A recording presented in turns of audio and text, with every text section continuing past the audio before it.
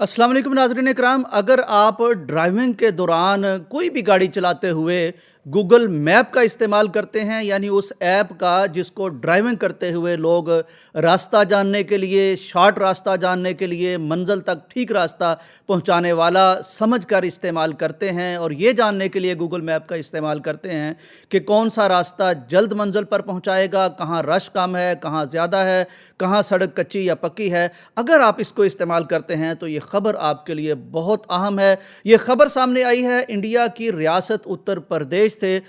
उसका एक इलाका बरेली है, उसकी तरफ जाने वाले रास्ते पर तीन रिश्तेदार एक कार में सफ़र कर रहे थे, एक शादी में शिरकत के लिए ये जा रहे थे। तो राम गंगा नामी एक दरिया के ऊपर से जब एक बहुत बड़ा पुल है उस पर इनकी गाड़ी उसी स्पीड के साथ जा रही थी। अचानक ऐन दरिया के बीच में जब ये पहुंचे तो पता चला कि गाड़ी तो पूरी सुबक रफ्तारी के साथ जा रही है, लेकिन आगे जाके पुल का हिस्सा ही मौजूद नहीं है। तो उसी रफ्तार से ज़ाहिर है ये गाड़ी दरिया में गिरी और मौका पर ही तीनों लोग हलाक हो गए। अब ये दुनिया भर में इस खबर पर गौर होना शुरू हो गया कि पूरी दुनिया जो सबसे ज़्यादा गूगल मैप पर एतमाद करती है ड्राइविंग के दौरान, तो ये तो किसी भी ऐसी जगह पर ले जा सकती है जहाँ आगे रास्ता ना हो, जहाँ आगे सड़क ख़राब हो चुकी हो, सड़क का पर मौजूद पुल टूट चुका हो। तो ये तो बहुत जानलेवा और ख़तरनाक और अलार्मिंग सूरत हाल हो सकती है। गूगल का इस बारे में मौक़िफ़ ये है कि हम पूरी तरह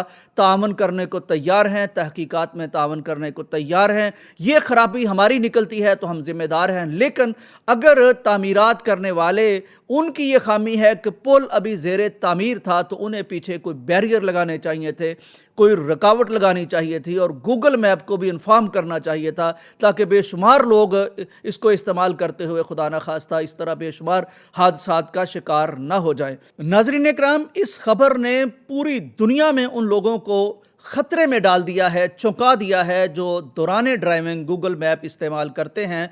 क्या गूगल मैप कहीं भी इस तरह का धोखा देकर जानलेवा साबित हो सकता है?